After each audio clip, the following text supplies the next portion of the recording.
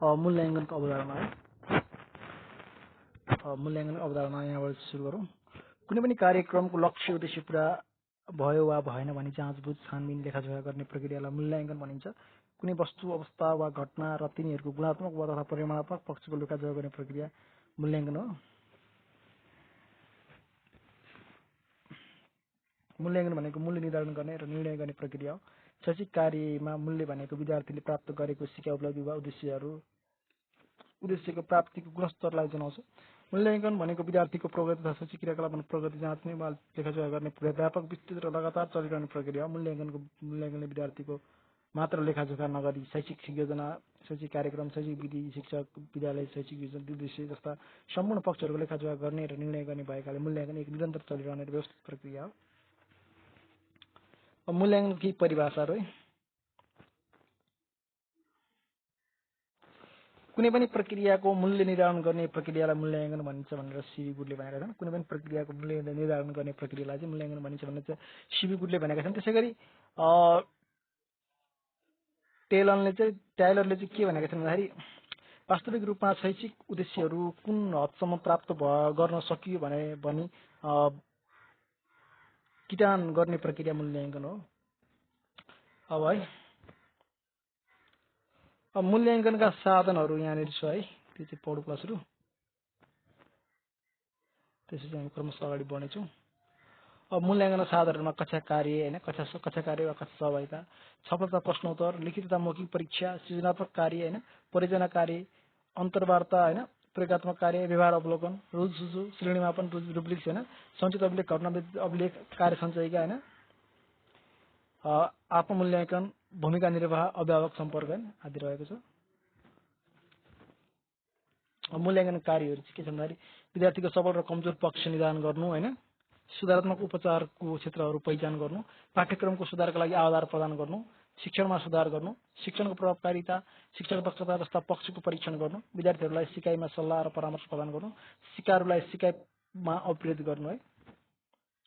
अब मूल्याङ्कनका उद्देश्यहरू रहेका छन्। उद्देश्यहरू प्राप्त भयो वा भएनन् भनेर पत्ता लगाउनु होइन, शिक्षण सिकाइ वातावरणमा सुधार गर्न, पाठ्यक्रममा परिवर्तन र सुधार गर्न, विद्यार्थीहरूलाई निर्देशन र सल्लाह दिने आधार प्रदान गर्न, विद्यार्थीहरूको प्रगतिको लेखाजोखा गर्न, शैक्षिक लगानी प्रक्रिया उत्पादनको लेखाजोखा गर्न, विद्यार्थीहरूका सिकाइ समस्याहरूको निदान गर्न, विद्यार्थीहरूको व्यवहारमा परिवर्तन आए नआएको निश्चित गर्न, शिक्षण सिकाइ क्रियाकलाप सफल असफल के भयो निश्चित गर्न, सुधारात्मक शिक्षणका लागि आवश्यक सूचना प्रदान गर्न, राम्रो नराम्रो विद्यार्थी छुट्याई पृष्ठ पोषण दिन, विद्यार्थीहरूलाई सिकाइप्रति अपग्रेड गर्न, विद्यार्थी र शिक्षकका कमी कमजोरी पत्ता लगाई सुधार गर्न, पाठ्यक्रम, पाठ्यपुस्तक र शैक्षिक सामग्री शिक्षण विधिमा सुधार ल्याउन, शैक्षिक प्रशासन र व्यवस्थापनमा आवश्यक सुधार गर्न है। अब त्यसै मूल्याङ्कनको महत्त्व है। पाठ्यक्रमले राखेको उद्देश्य पूरा भएन हेर्न सकिने होइन, पृष्ठ पोषण दिने, सुधार सूचना गर्न, आवश्यक सूचना प्रदान गर्ने होइन, समग्र शैक्षिक तथा शैक्षणिक योजनाको प्रभावकारी मूल्याङ्कन गर्ने, विद्यार्थीमा अपेक्षित ज्ञान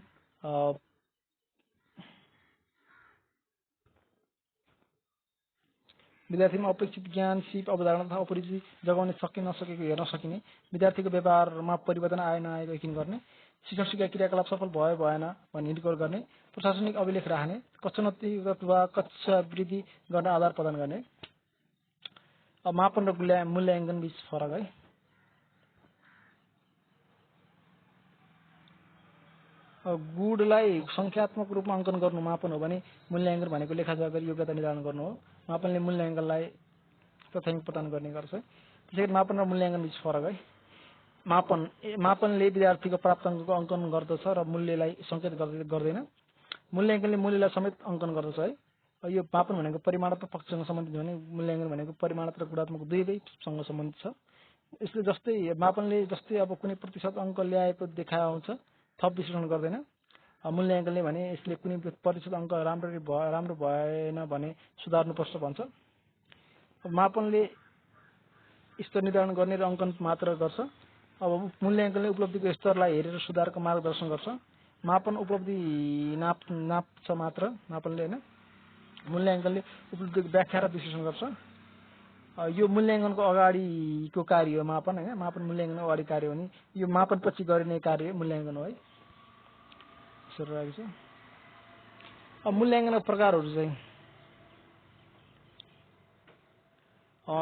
स्थान निर्धारण मूल्याङ्कन हैन, र अर्को निर्माणात्मक मूल्याङ्कन, अर्को निर्णयात्मक मूल्याङ्कन, र अर्को उपचारात्मक वा निदानात्मक मूल्याङ्कन है।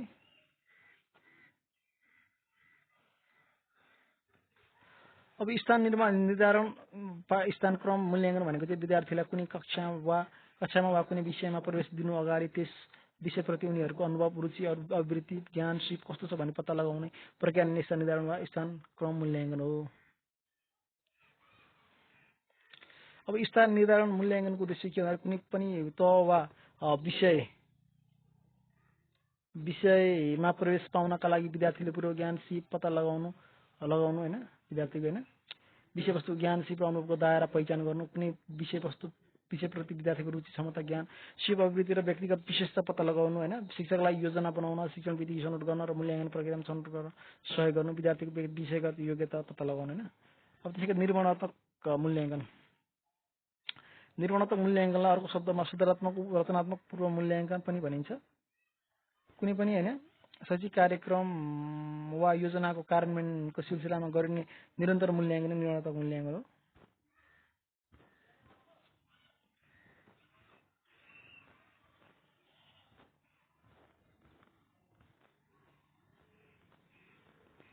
यो मूल्याङ्कनको मुख्य उद्देश्य विद्यार्थीहरूको शिक्षण सिकाइमा शिक्षा सम्बन्धी कमी कमजोरी पत्ता लगाई सुधार गर्नु, अर्थात् विद्यार्थीको सिकाइमा सुधार गर्नु, शिक्षण सिकाइ क्रियाकलाप सञ्चालन भइरहेकै अवस्थामा सुधारात्मक उद्देश्य राखी गरिने निरन्तर मूल्याङ्कनलाई निर्माणात्मक मूल्याङ्कन भनिन्छ। यसले शिक्षण सिकाइ क्रियाकलापको प्रभावकारिता, सबल र दुर्बल पक्षको पहिचान गरी कमी कमजोरीको समयमा नै सुधार गर्न सहयोग गर्छ।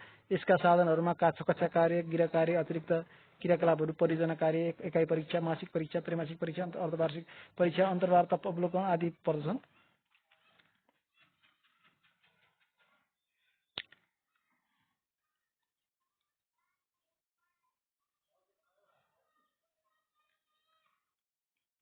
अब त्रैमासिक परीक्षा र अर्धवार्षिक परीक्षालाई निर्माणात्मक र निर्णयात्मक मूल्याङ्कन दुवैमा प्रयोग गर्न सकिने भए तापनि यी दुवैको उद्देश्य निर्णयमा भन्दा पनि सुधार गर्नमा बढी प्रयोग गरिने भएकाले निर्माणात्मक मूल्याङ्कन राख्ने गरिन्छ।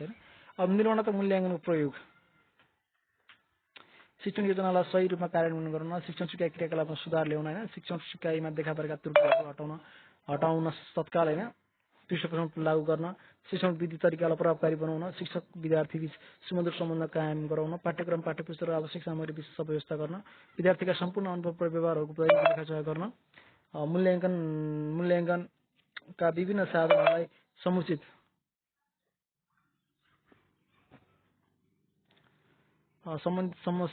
सम्बन्ध कायम गराउन, पाठ्यक्रम, आवश्यक सामग्री व्यवस्था गर्न हैन, विद्यार्थीका सम्पूर्ण अनुभव र व्यवहारको दैनिक रेखासहयोग गर्न, मूल्याङ्कनका विभिन्न साधनहरूलाई समुचित रूपमा प्रयोग गर्न, सृजनात्मकताको अभिवृद्धि गरी घोक्ने तथा परीक्षामुखी प्रवृत्तिलाई कम गर्न, पाठ्यक्रम, शिक्षण सामग्री तालिम जस्ता कार्यक्रमको तर्जुमा र सुधारका उपायहरू सुझाउन है।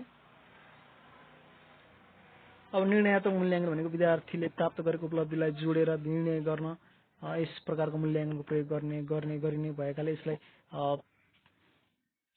सुमेटिभ मूल्याङ्कन भनिएको हो। निर्णयात्मक मूल्याङ्कनलाई अर्को शब्दमा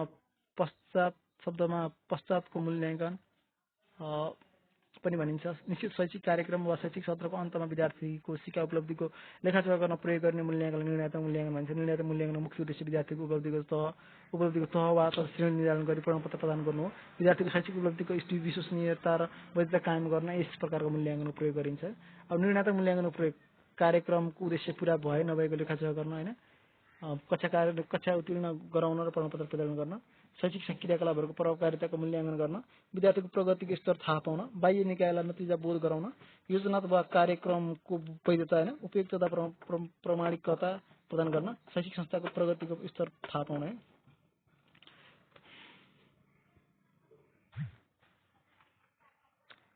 अब निर्माणात्मक मूल्याङ्कन र निर्णयात्मक मूल्याङ्कन बीच फरक है।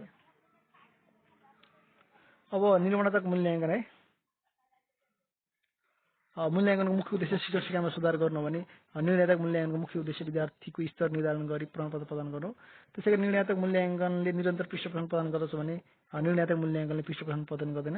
अब निर्णयात्मक मूल्याङ्कनमा आन्तरिक मूल्याङ्कनका सम्पूर्ण साधनहरूको प्रयोग गरिन्छ भने निर्णयात्मक मूल्याङ्कनमा बाह्य मूल्याङ्कनका सीमित साधनहरूको प्रयोग गरिन्छ।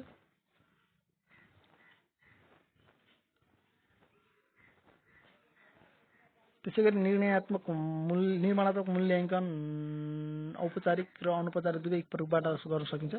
निर्णयात्मक मूल्याङ्कन औपचारिक स्वरूपमा हुन्छ, पूर्ण रूपले औपचारिक स्वरूपको हुन्छ।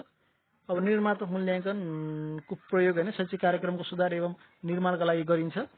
निर्णयात्मक मूल्याङ्कन यसको प्रयोग शैक्षिक कार्यक्रमको प्रमाणीकरणका लागि गरिन्छ। अब निर्माणात्मक मूल्याङ्कन यस मूल्याङ्कन कार्यक्रमभित्रका व्यक्तिहरूको संलग्नतामा हुँदा राम्रो मानिन्छ। अब निर्णयात्मक मूल्याङ्कन यो मूल्याङ्कन कार्यक्रम बाहिरका व्यक्तिहरूको संलग्नतामा हुँदा राम्रो मानिन्छ। अब निर्माणात्मक मूल्याङ्कनको प्रयोग होइन शिक्षण सिकाइको अवधिमा बारम्बार गरिन्छ। निर्णयात्मक मूल्याङ्कन प्रयोगको सिकाइको मध्यम वा अन्तमा गरिन्छ होइन।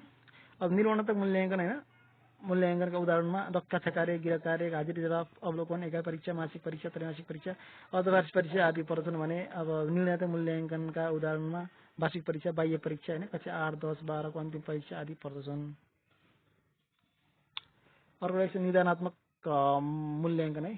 शिक्षण सिकाइ क्रममा विद्यार्थीहरूमा देखा परेका समस्याहरू पहिचान गरी समाधानका लागि गरिने मूल्याङ्कन नै निदानात्मक मूल्याङ्कन हो। विद्यार्थीले विभिन्न कारणले सिकाइ सिक्न कठिन हुन सक्छन्। त्यस्ता कठिनहरूको क्षमता, बौद्धिकता, अपाङ्गता, आर्थिक, शारीरिक, मानसिक, सामाजिक, सांस्कृतिक आदि हुन सक्छन्। सिकाइमा देखा परेका विविध समस्याहरूको पहिचान गर्नु र सुधार गर्दै जानु नै निदानात्मक मूल्याङ्कनको उद्देश्य हो। विद्यार्थीमा विभिन्न प्रकारका विशिष्ट समस्याहरू समाधान गर्नका लागि गरिने उपायहरू निदानात्मक मूल्याङ्कनभित्र पर्दछन्। समस्या समाधान नहुन्जेलसम्म यो मूल्याङ्कनको प्रयोग गर्न सकिन्छ।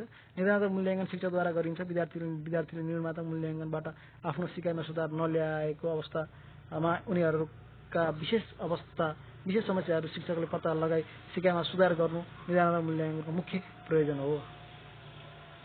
अब निदानात्मक मूल्याङ्कनको उद्देश्य के छ भन्दाखेरि शिक्षण सिकाइ क्रियाकलापमा विद्यार्थीलाई आइपरेका विशेष समस्याहरूको पहिचान गर्नु, विद्यार्थीको सिकाइ उपलब्धि न्यून हुनका कारण पत्ता लगाउनु, विद्यार्थीले सिकाइ हासिल गर्न नसक्नुका सामाजिक, आर्थिक, सांस्कृतिक, शैक्षिक, संवेगात्मक, मनोवैज्ञानिक कारणहरू र समस्याहरू पत्ता लगाउनु, विद्यार्थीहरूमा देखा परेका विशेष सिकाइ समस्याहरूको समाधान गर्न उपचार गर्नु, सिकाइमा सामाजिक न्याय र समता कायम गर्न सहयोग गर्नु है।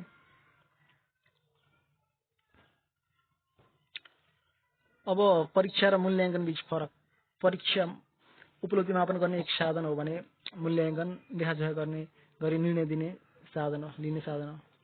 अब त्यसै परीक्षा कहिलेकाहीँ मात्र हुने कार्यक्रम हो भने मूल्याङ्कन निरन्तर चलिरहने प्रक्रिया हो।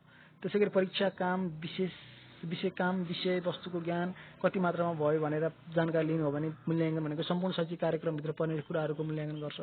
अब परीक्षा निश्चित समयमा गरिन्छ भने मूल्याङ्कन जुनसुकै समयमा पनि गर्न सकिन्छ है। परीक्षा सीमित साधन र निश्चित परिधिमा आधारित हुन्छ भने मूल्याङ्कन गल्ती कमजोरी सुधार्ने पक्षमा आधारित हुन्छ। अब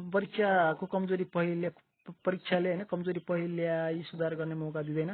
मूल्याङ्कनले आफ्नो उपलब्धि र क्षमता थाहा पाई गल्ती कमजोरी सुधार्न अवसर दिन्छ होइन। परीक्षाले सिकाइ प्रक्रियामा सघाउँदैन। मूल्याङ्कनले शिक्षण सिकाइ प्रक्रियामा ठूलो सघाउ पुग्छ होइन। परीक्षाले सिकाइमा हतोत्साहित गर्दछ अनि मूल्याङ्कनले सिकाइलाई प्रोत्साहन गर्छ होइन। यो परीक्षा मूल्याङ्कनको एक साधन मात्र हो। यो मूल्याङ्कन आफै साध्य हो। परीक्षा वा उद्देश्य विषयवस्तुको जाँच गर्नु हो। परीक्षा वा उद्देश्य विषयवस्तुको जाँच गर्नु हो। समस्त शैक्षिक कार्यक्रमको लेखाजोखा गर्नु उद्देश्य मूल्याङ्कन रहेको छ। अब परीक्षा होइन विषयवस्तुको ज्ञान कुन हदसम्म भयो भनेर हेर्छ परीक्षाले।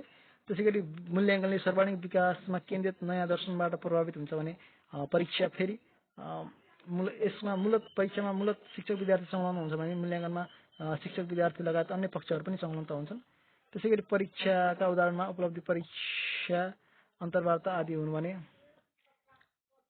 मूल्याङ्कनका उदाहरणमा परीक्षा, विशेष उपयोगिता परीक्षा, अभिरुचि परीक्षा, आवृत्ति होइन परीक्षा, अन्तर्वार्ता, अवलोकन आदि पर्दछन् है। यसरी रहेको छ।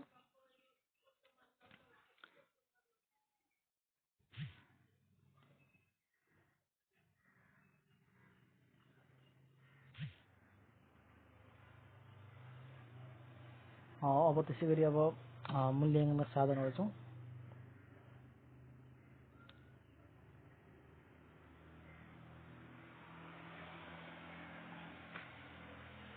मूल्याङ्कन साधनमा कक्षा कार्य, कक्षा सहभागिता होइन।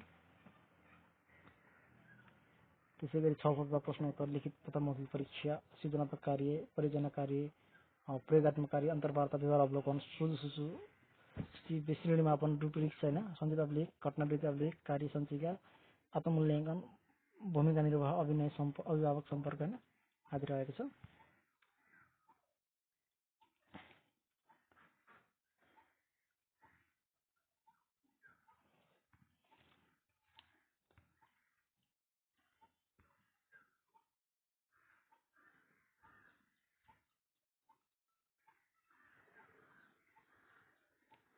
मूल्याङ्कन साधनहरू यसरी दिएको छ। अब मूल्याङ्कन साधनहरूको प्रयोगको अवस्था कस्तोमारी अवलोकन फारम भन्नाले व्यवहारिक परिवर्तनको लेखाजोखा गर्न उपयोगी, शिक्षकहरूले प्रयोग गरेको खासै नदेखिएको होइन प्रयोगको अवस्था चाहिँ होइन।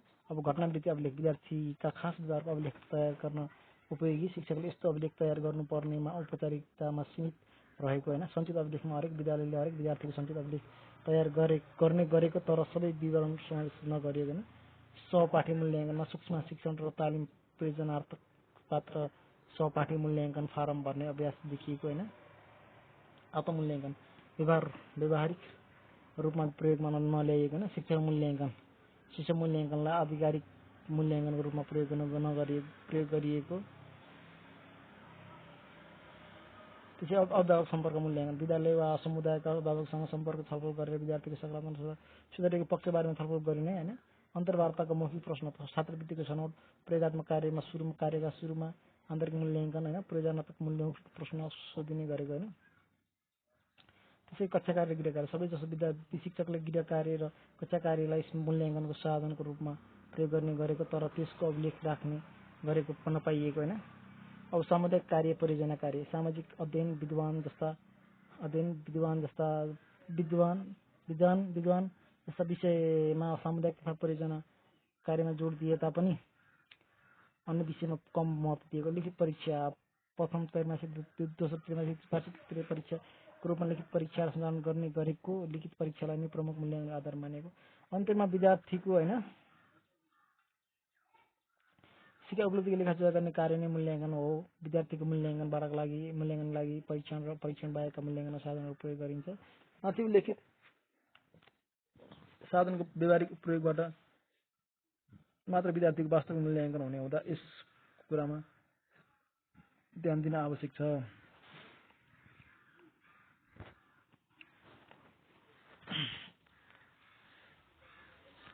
परीक्षण बाहेकका मूल्याङ्कन परिचय। परीक्षा बाहेकका मूल्याङ्कनका साधनहरू भनेको गैर परीक्षक साधनहरू हुन्। विद्यार्थीहरूले प्राप्त गरेका सबै किसिमका उपलब्धिहरूको मूल्याङ्कन गर्न पेपर पेन्सिल परीक्षणबाट मात्र सम्भव हुँदैन। विद्यार्थीहरूको सामाजिक प्रवृत्ति, व्यवहारशील विकास, समायोजन क्षमता जस्ता व्यवहारिक पक्षहरूको मापन तथा मूल्याङ्कन गर्न लिखित, मौखिक र प्रयोगात्मक परीक्षाबाट सम्भव हुँदैन। यस्ता सामाजिक एवं व्यवहारिक पक्षको मूल्याङ्कन गर्न मूल्याङ्कनका अन्य साधनहरू प्रभावकारी मानिन्छ। यसरी परीक्षा बाहेकका विद्यार्थीहरूको उपलब्धिको मूल्याङ्कन गर्न प्रयोग गर्ने अन्य साधनहरूलाई मूल्याङ्कन अन्य साधन भनिन्छ होइन। अन्य साधनहरूलाई कलम कापी बिनाको परीक्षण वा परीक्षा बाहेकका अन्य साधन भनिन्छ। अन्तर्वार्ता, आत्ममूल्याङ्कन, अवलोकन, श्रेणीमापन, अनुसूची, घटनावृत्ति अभिलेख, सञ्चित अभिलेख, कार्य आदि मूल्याङ्कन अन्य साधन हुन्। मूल्याङ्कनका बाहेक परीक्षा बाहेकका मूल्याङ्कनका साधनहरूको प्रयोग वा महत्त्वहरू त्यस प्रकार रहेका छन्।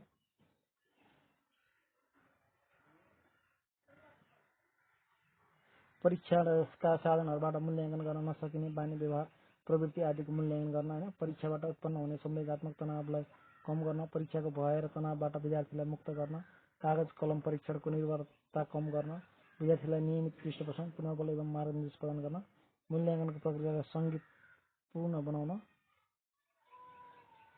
विश्वसनीय बनाउन, सिकाइले विद्यार्थीमा पारेको प्रभाव विश्लेषण गर्ने। यसरी निष्कर्षमा चाहिँ के भन्न सक्दैन भने विद्यार्थीको व्यवहारमा आएको परिवर्तन थाहा पाउनका लागि परीक्षाका साधनहरूबाट मात्र सम्भव छैन। त्यसैले शिक्षकले परीक्षा बाहेकका मूल्याङ्कनका साधनहरू प्रयोग गर्न आवश्यक छ।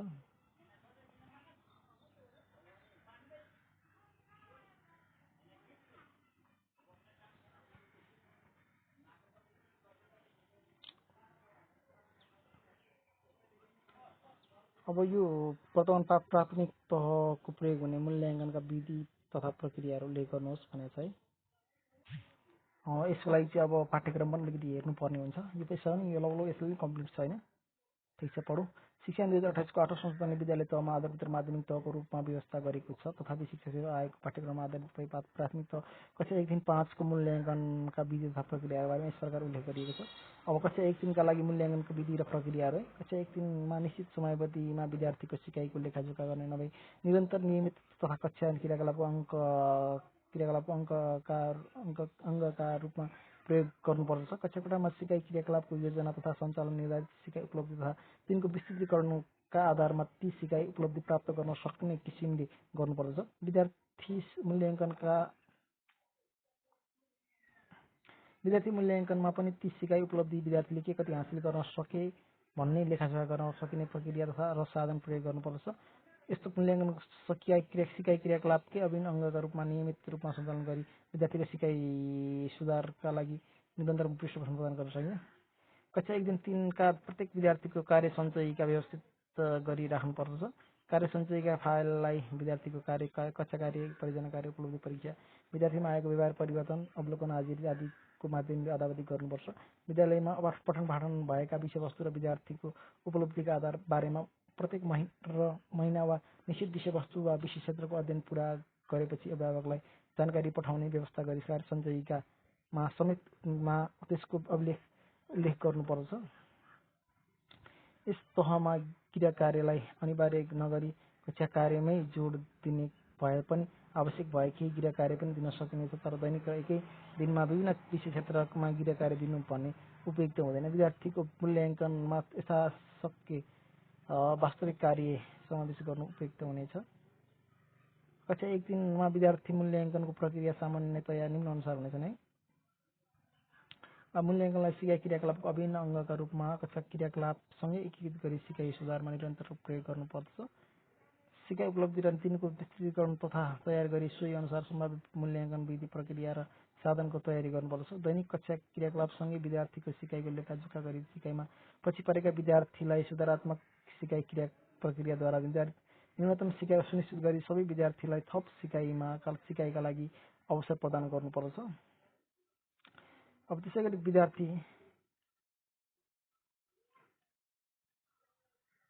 विद्यार्थीको सिकाइ स्तरको मूल्याङ्कन गर्दा मूलत विद्यार्थीले विभिन्न सिकाइ क्षेत्रमा अपेक्षित सिकाइ उपलब्धिहरू हासिल गरे नगरेको परीक्षण गर्नुपर्दछ। विद्यार्थीको सिकाइको मूल्याङ्कन विषयगत शिक्षा, सिकाइ क्षेत्रमा अपेक्षित ज्ञान, बुझाइ, प्रयोग तथा आवश्यकता अनुसार विश्लेषण, मूल्याङ्कन र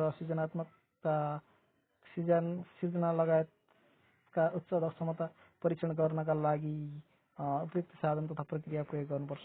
मूल्याङ्कनका क्रममा आवश्यक व्यक्ति व्यवहार, कुशल सिपमा प्राप्ति, विद्यार्थीको हासिल गरेका सक्षमताको पनि लेखाजोखा गरी आवश्यकता अनुसार सिकाइ क्रियाकलापमा सुधार गर्नुपर्छ। मूल्याङ्कन पश्चात कुनै विद्यार्थीले अपेक्षित नतिजा प्राप्त गर्न नसकेमा सुधारात्मक शिक्षण सिकाइको प्रक्रिया अनुरूप विद्यार्थीको सिकाइ सुधार गरी अपेक्षित सिकाइ सुनिश्चित गर्नुपर्छ। पटक पटकको सुधारात्मक शिक्षण सिकाइ प्रक्रियाबाट पनि न्यूनतम सिकाइ उपलब्धि हासिल गर्न नसक्ने विद्यार्थीका उपचारात्मक शिक्षणको प्रबन्ध गर्नुपर्छ।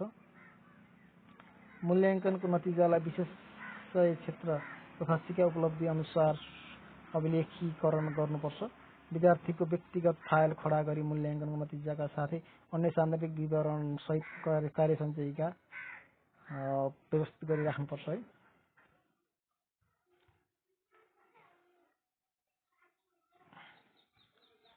त्यसैगरी मूल्याङ्कन नतिजाको अभिलेखलाई विद्यार्थीको सिकाइ अवस्था पहिचान गर्न, भावी सिकाइको योजना निर्माण गर्न र सिकाइ उपलब्धिको प्रगतिको अभिलेखका रूपमा विद्यालय शिक्षक, विद्यार्थी तथा अभिभावकको आवश्यकता अनुसार प्रयोग गर्नुपर्दछ। विद्यार्थीलाई स्वमूल्याङ्कन तथा प्रतिबिम्ब गर्न र सिकाइ सुधारको आवश्यकता तथा उपाय पहिचान गर्न शिक्षक तथा अभिभावकले प्रेरित गर्नुपर्छ है। अब मूल्याङ्कनको तरिका र साधनहरू चाहिँ अब शिक्षण सिकाइ क्रममा विद्यार्थीको नियमित मूल्याङ्कनका लागि प्रयोग गर्न सकिने कार्य तथा साधनहरू निम्नानुसार छन्।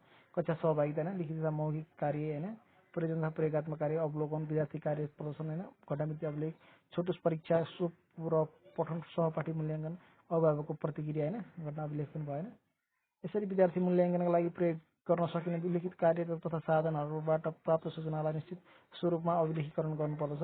विद्यार्थीको कार्य तथा उपलब्धि सहित उनीहरूका विभिन्न विवरणहरू व्यवस्थित तरिकाले राख्ने गरी कार्य सञ्चयिका तयार गर्नुपर्छ। त्यसका आधारमा विद्यार्थीको प्राप्ति स्तर, सिकाइ कमजोरी पहिचान गरी सुधारका उपायहरू अवलम्बन गर्नुपर्छ। फेरि कक्षा 4-5 को लागि विद्यार्थी मूल्याङ्कन प्रक्रियाहरू यस प्रकार छन्। विद्यालय तहमा विद्यार्थीको उपलब्धि मूल्याङ्कनका लागि निर्माणात्मक मूल्याङ्कन प्रक्रिया अवलम्बन गरी सिकाइ सुधारका लागि निरन्तर पृष्ठपोषण प्रदान गरिनुका साथै निर्णयात्मक मूल्याङ्कन प्रक्रियालाई अवलम्बन गरी विद्यार्थीको सिकाइ स्तर निर्धारण गर्नुपर्छ। अब निर्माणात्मक मूल्याङ्कन है। अब निर्माणात्मक मूल्याङ्कनको मुख्य उद्देश्य विद्यार्थीहरूको सिकाइ स्तरमा सुधार गर्नु हो।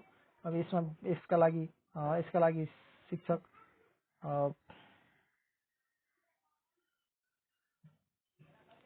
शिक्षकले विद्यार्थीको व्यक्तिगत सिकाइ उपलब्धिका आधारमा पटक पटक सिकाइ अवसर प्रदान गर्नुपर्नेछ। विद्यालय तहको निर्माणात्मक मूल्याङ्कनमा कक्षागत सिकाइ सहजीकरणको अभिन्न अङ्गका रूपमा गृह कार्य, कक्षा कार्य, प्रयोगात्मक तथा परियोजना कार्य, सामुदायिक कार्य, अतिरिक्त क्रियाकलाप, एकाइ परीक्षा, मासिक तथा त्रैमासिक परीक्षा मूल्याङ्कनका साधनहरूको प्रयोग गर्न सकिनेछ। यस्तो मूल्याङ्कनमा विद्यार्थीको अभिलेख राखी सिकाइ अवस्था ऐकिन गरी सुधारात्मक तथा उपचारात्मक सिकाइबाट सुधार गर्ने पक्षमा जोड दिइनेछ। विशेष सिकाइ आवश्यकता भएका विद्यार्थीका लागि विशेष विषय शिक्षकले नै उपयुक्त प्रक्रिया अपनाई मूल्याङ्कन गर्नुपर्नेछ। निर्माणात्मक मूल्याङ्कनको नतिजालाई विषयगत पाठ्यक्रममा तोकिए अनुसार अभिलेखन गर्नुपर्छ। त्यसै गरी अब निर्णयात्मक मूल्याङ्कन रहेको छ। कक्षा 4-5मा निम्नानुसार निर्णयात्मक मूल्याङ्कन गर्नुपर्छ। निर्माणात्मक मूल्याङ्कनबाट प्राप्त नतिजामा आधारित आन्तरिक मूल्याङ्कन 50% भार तथा अन्तिम परीक्षा नतिजामा आधारमा 50% भार निर्धारण गरी निर्णयात्मक मूल्याङ्कन गर्नुपर्नेछ। अब निर्णयात्मक मूल्याङ्कनका अन्य आधार विषयगत पाठ्यक्रममा तोकिए अनुसार हुनेछ। अब परीक्षामा अपाङ्गता भएका तथा विशेष सिकाइ आवश्यकता भएका विद्यार्थीलाई केही खास विषयहरूमा अरू साधारण विद्यार्थीहरूलाई दिइने प्रश्नभन्दा अलग प्रश्न बनाई मूल्याङ्कन गर्नुपर्नेछ। विशेष अवस्था भएका विद्यार्थीका लागि परीक्षाको समय थप गर्न सकिनेछ। विद्यार्थीको मूल्याङ्कन गर्दा शिक्षकले अपाङ्गता भएका र विशेष सिकाइ आवश्यकता भएका विद्यार्थीहरूलाई उपयुक्त हुने मूल्याङ्कन प्रक्रिया अपनाउनु पर्नेछ है।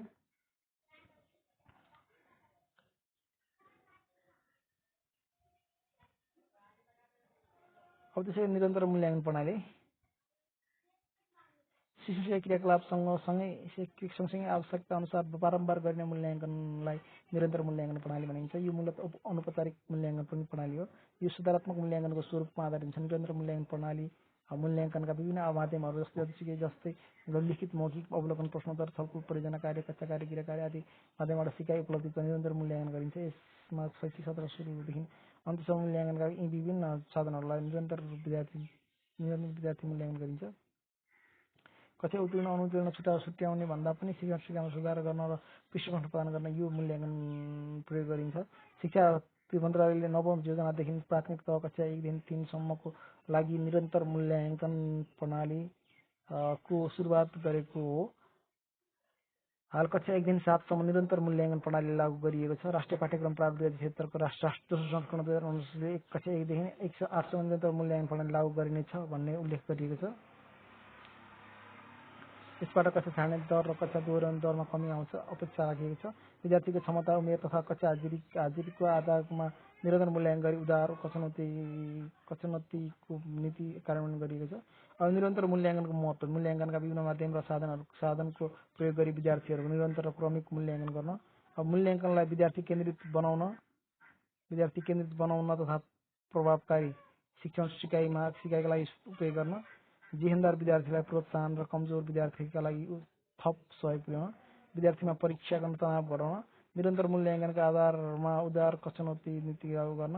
विद्यार्थीलाई नियमित विद्यालय आउन सहयोग पुर्याउने वातावरण तयार गर्न।